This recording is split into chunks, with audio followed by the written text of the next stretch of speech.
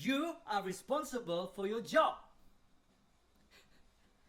You might be wondering why I'm shouting just now, right? Sorry about that. Well, the reason I yelled at you earlier is because these sentences, you are responsible for your job, is something that I learned throughout my working experience, and it relates to what I'm about to share with you. Hi, Mr. Kamaruzaman. My name is Noel Julian, and I've been working in the human resource field for the past 7 years, and I'm currently employed as an administrative assistant at Yayasan Sabah.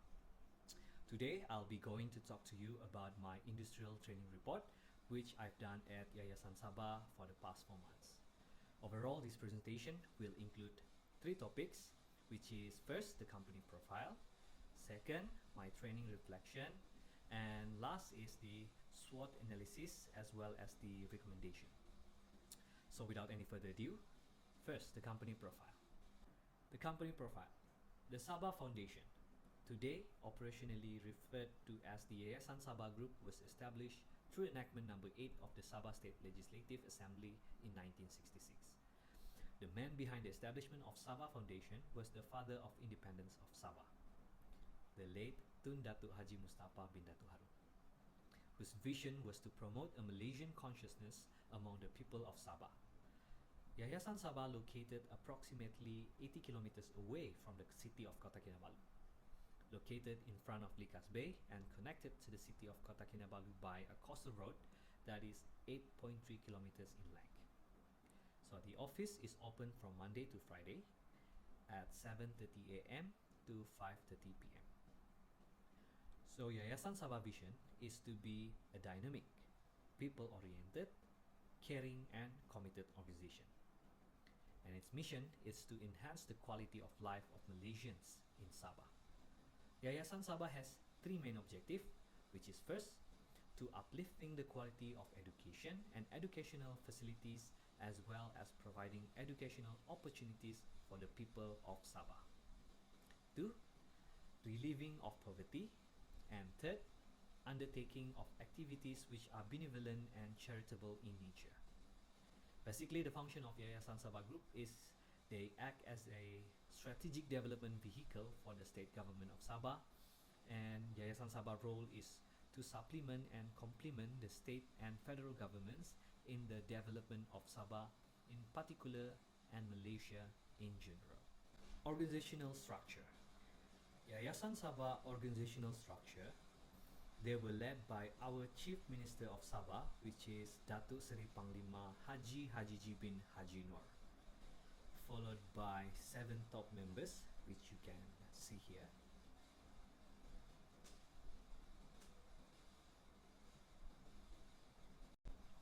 Products and service offered by Yayasan Sabah.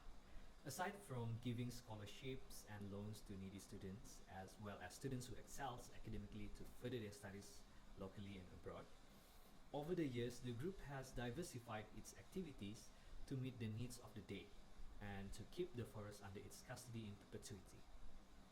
From simply harvesting to downstream processing of timber, the group ventured into new areas such as agro-plantation, hospitality and tourism, shipping and real estate development in the mid-80s.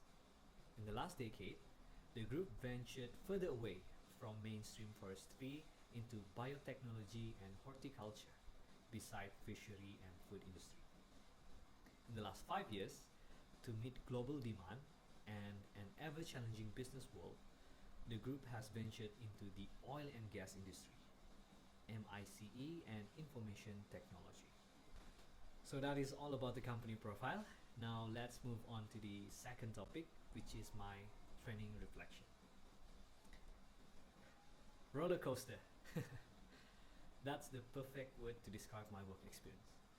It was filled with high and lows, but it was an ordeal to go through. I had never thought the skills learned throughout the work placement are useful tools that I apply in running my daily errands.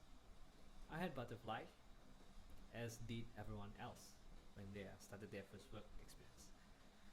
But on the day 1, I already had a negative vibe from Yayasan Sabah.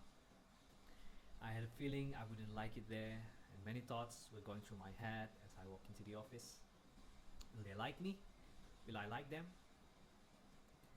However, I put a smile on the hope that the people were nice.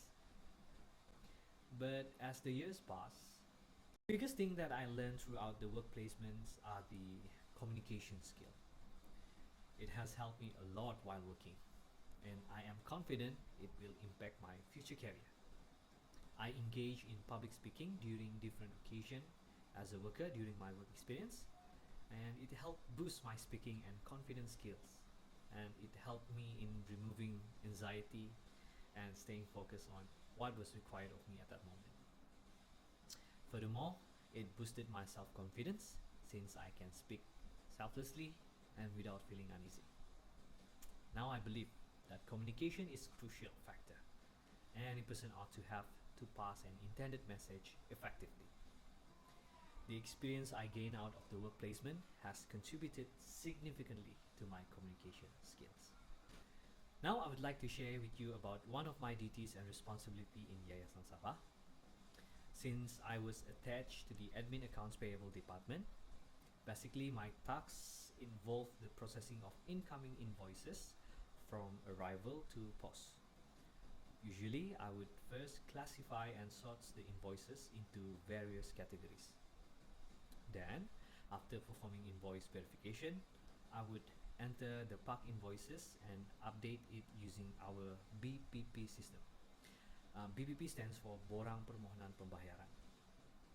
After that, my superior may have to check and approve the invoice through the BPP forms, and if there are no variances, the invoice is posted into the accounting system. Apart from that, I also need to update all the monthly payments in accordance with our financial department using our DMS. DMS stands for Document Management System. Okay, moving on to the last topic is about the SWOT analysis and recommendation. SWOT analysis. SWOT simply stands for strength, weaknesses, opportunities, and threats. And the purpose of a SWOT analysis is to create a synthesized view of a company current state and grade planning, whether strategic planning, marketing planning, operational planning, you name it. Grade planning starts with an understanding of where you are today, confronting the brutal facts, as Jim Collins says, so you can build a future.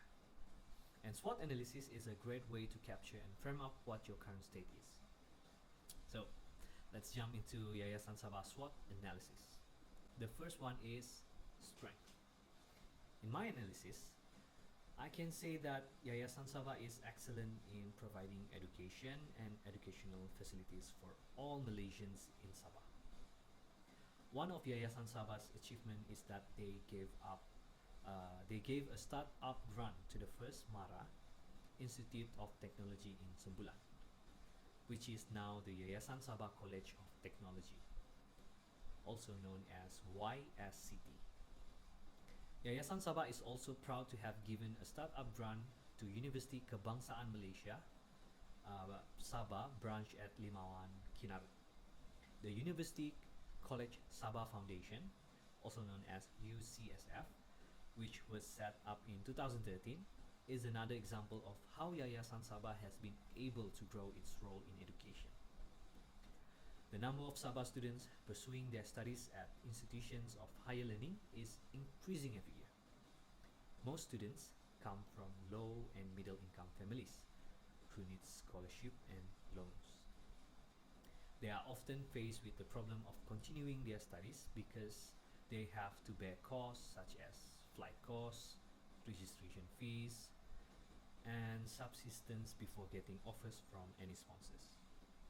The educational assistant will surely come as handy for these students. Moreover, for more than 5 decades, Yayasan Sabah Group has played the pivotal role in providing both educational opportunities and educational facilities for generation of Malaysian that lives in Sabah and has contributed to the Yayasan Sabah Group's prolific educational achievement. The second strength possessed by Yayasan Sabah is a successful corporate philanthropy. Corporate philanthropy refers to the investment and activities a company voluntarily undertakes to responsibly manage and accounts for its impact on society. Philanthropic investment and activities include money, donation of products, and in-kind services. As mentioned earlier, Yayasan Sabah's objective is also to provide aid to charitable institutions and victims of natural disasters.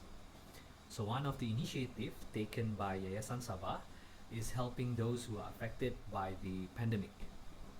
In the recent news, Yayasan Sabah has helped over 4,000 people in wake of COVID-19 by donating over 40,000 to those who are affected.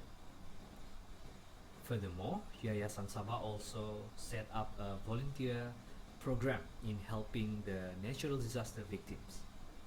Apart from helping natural disaster victims, the Yayasan Sabah volunteers will also be involved in the Yayasan Sabah Group's education, economy and socio-cultural programs.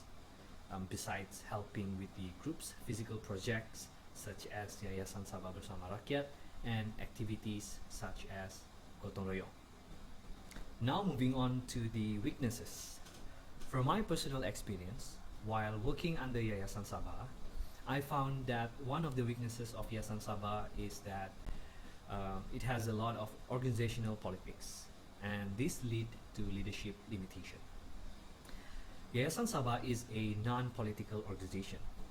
However, mostly all of the directors of Yayasan Sabah are nominated through political appointment.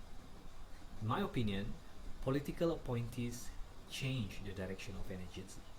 They can fundamentally change the capacity an organization has to perform essential duties, and often appointed on the basis of their personal political relation more than on their competence, with important implication for their performance and that of the organization in which they are employed. As I mentioned just now, Yayasan Sabah directors are nominated primarily through political appointment. Therefore, if the directors keep on changing before their time, it will have a negative impact on the organization as a whole in the long run. The current method may be effective, but when the director is replaced, the organization will become stagnant and lose its desire for innovation. The second weaknesses that I can share with you is that Yayasan Sabah has a weak log management. As we read on the news, Yayasan Sabah has many cases involving money laundering activity, and this is because of the weak log management system, in my opinion. In my personal observation, the organization is still using traditional log management. Technically, it is possible to use traditional log management at a small scale, but it's hard to keep up with all the tasks necessary for effective logging. It's simply not an efficient use of time. I also discovered that Yayasan Sabah poor log management results in no competitive advantage in areas like speeding the digital checkout process, improving the customer experience, troubleshooting mistakes that result in low revenue, and handling unexpected spikes in website traffic. Now, let's talk about opportunities. In my personal analysis, Yayasan Sabah has many potential opportunities. One of them was to create opportunities for a more equitable distribution of economic wealth among the people in Sabah and providing scholarships for deserving Sabahans to pursue higher education. Yayasan Sabah has many lands, and it can provide the opportunity to generate income with a variety of business options. The specific location and features of the land play a role in selecting the greatest income potential. In fact, Yayasan Sabah has the advantage because it owns a large plot of lands. Thus, it can lead to equitable distribution of economic wealth among the people in Sabah. Furthermore, it can help to create job opportunities for all people in Sabah to mitigate the unemployment rate. Second, Yayasan Sabah has potential opportunities in technology advancement in the organization.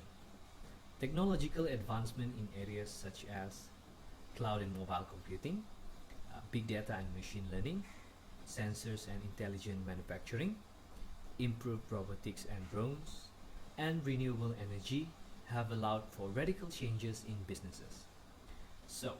We should be thankful for technology, as without it, workers would have to do everything by hand, even sending letters to customers instead of emails. This means that Yayasan Sabah needs to step up its usage of technology. The most important benefit of adopting technology to simplify a firm's complex procedures arise if and only if the organization is able to enhance its technology. Digital solution may not necessitate a human being, since, as we all know, new software may automate operation. Since technological advancements have reduced the need for manual labor and human error, Yayasan Sabah can now devote more resources to research and development, which will ultimately benefit the company's bottom line and long-term viability. That this clever instrument did their work without hesitation should make any business satisfied. Next is threat. From my personal experience while working under Yayasan Sabah, I found that one of the threats faced by Yayasan Sabah is political corruption. Yayasan Sabah controls around 1 million hectares of remaining forest land, which it is supposed to protect and manage on behalf of the state and its people. Unwisely, the country's top politician is also the head of Yayasan's board of trustees, giving the chief minister unlimited personal control over the country's major natural resources. Such a lack of check and balances is a recipe for corruption, and our evidence shows that they took spectacular advantage. Another threat that I think that faced by Yayasan Sabah is economy. This potential economic collapse in the wake of the epidemic poses a threat to Yayasan Sabah. Higher unemployment, less economic activity, decreased income and wealth, and increased uncertainty about future employment and financial stability are just some of the ways in which a recession may impact people's daily life. Yayasan Sabah, like all other businesses, has to cope with this issue. So, we already discussed about the SWOT, SWOT. Now, I would like to discuss the recommendation for each SWOT SWOT analysis of Yayasan Sabah. First is the strength. Brand scholarship can strengthen connection with young people. I would like to recommend Yayasan Sabah to sustain the initiative in providing education and educational facilities for all Malaysians in Sabah. This is because Yayasan Sabah can also benefit from giving away scholarship. Offering a scholarship can assist with marketing, CSR, corporate social responsibility, SEO, recruitment, and everything in between, providing a huge return on investment for companies who implement them while also making a real difference in students' lives. It can also strengthen Yayasan Sabah corporate social responsibility program. I would like to recommend Yayasan Sabah to sustain their initiative in setting up charitable institution and help all the victims of natural disaster. There is a strong movement across all the industry toward embracing socially responsibility business. This is broadly referred to as corporate social responsibility, a catch-all term for a business model that prioritizes sustainability and social consciousness. CSR is not only about building a positive brand image, but it is about creating real impact and demonstrating that your company is one that prioritizes not just profit, but also people and the environment.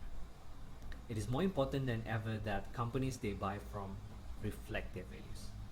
Next, weaknesses.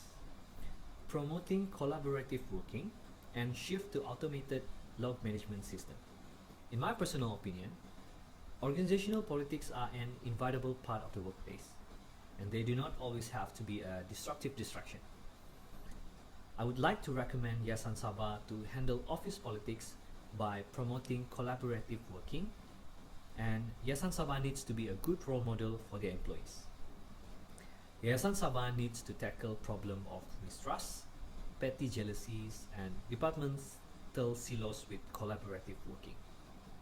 Cross-team collaboration increases understanding and promotes better personal relationship between workers. And with competition for internal resources, a key driver in organizational politics, Collaboration helps soften any unhealthy competitive tendencies. Yayasan Sabah should explain that each employee should understand their role and how it contributes to the success of the company and then be expected to deliver. When the company has a big success or reaches a milestone, it should be recognized both as a team win and a celebration of the success of those whose work contributed to it all at all levels at the organization. Likewise, when a mistake or failure occurs, those who contributed to it should be expected to take ownership for their roles, and that includes executive management, so that the mistake can be fixed and not occur again. I would also strongly suggest that Yayasan Sabah change to an automated log management system, as this would not only avoid money logging, but it also can maximize their revenue. Following log management best practices can provide significant competitive advantages when it comes to streamlining the digital checkout process, optimizing customer experience, troubleshooting errors that impact revenue, and managing spikes in website traffic. Apart from that, it can not only detect suspicious money logging, but also detect malicious patterns by correlating log data from different log sources. Event correlation can detect security threats, anomalous user activities, or cyber attacks, which usually go unnoticed when viewed as a single activity. Moving on, let's discuss opportunities, how Yayasan Sabah could do it better. First, cooperate with non-government organizations and invest in technology advancement. I would like to recommend Yayasan Sabah to cooperate with the NGO to come up with a strategy to eradicate poverty and income inequality. I believe together with the NGO intervention, it can develop Malaysia's economic growth. Perhaps they can work on giving a better education policy and financial aid. Reducing income inequality is never an easy task because it is a very time-consuming, costly, and contradicting. Second, technology advancement in the organization. I would like to advocate to Yayasan Sabah to investigate technology that will resolve challenges for the company. Adopting a new technology in the workplace, solve problems or inefficiency. Some solutions are obvious, while other needs research. Company seeks answer when problems arise. Therefore, Yayasan Sabah, all viable solutions after identifying the best technological solution, the management should communicate with all the employees and explain how it will solve an issue. It may seem straightforward, but it's important to make sure that the company's innovation the issues initially highlighted. To ensure this, ask company stakeholders. All level stakeholders interaction help unforeseen difficulties, create solution, and assist in the final transition. So, by asking for their opinions early in the scenario process, the organization may influence technology changes at all levels. Yayasan Sabah could explain the advantages and expected outcomes of the technology to these employees, so that they can support the effort. Next is threats. As I mentioned in the SWOT analysis, political corruption and the economic downturn is the major threat that is faced by Yayasan Sabah. Corruption is bad for society and bad for business, posing severe financial, operational, and reputational risks. Therefore, I would like to recommend Yayasan Sabah to take action by implementing serious and effective anti-corruption measures and policies within their strategies and operation. This approach can be implemented by promoting transparency and accountability. This can be accomplished by making an anti-corruption part of their company culture and operation. For the economy, like spring, summer, fall, and winter, not in Malaysia, we only got summer and monsoon here. Okay, an economic recession is a natural stage of an economic life cycle. And much like how any season can produce extreme weather, managing a business in a recession can present unique challenges for Yayasan Sabah. Therefore, although I'm not an expert in business, I would like to recommend Yayasan Sabah to take practical steps to help them survive a downturn. One of the actions that can be taken by Yayasan Sabah is by offering intangible perks to their employees. I believe that knowing how to motivate employees outside of monetary compensation is essential. An example of intangible perks that can be offered is flexible scheduling. Allowing employees to take time off or work remotely is one popular intangible perk. So, as they implement these changes, Yayasan Sabah should closely monitor the employees' productivity.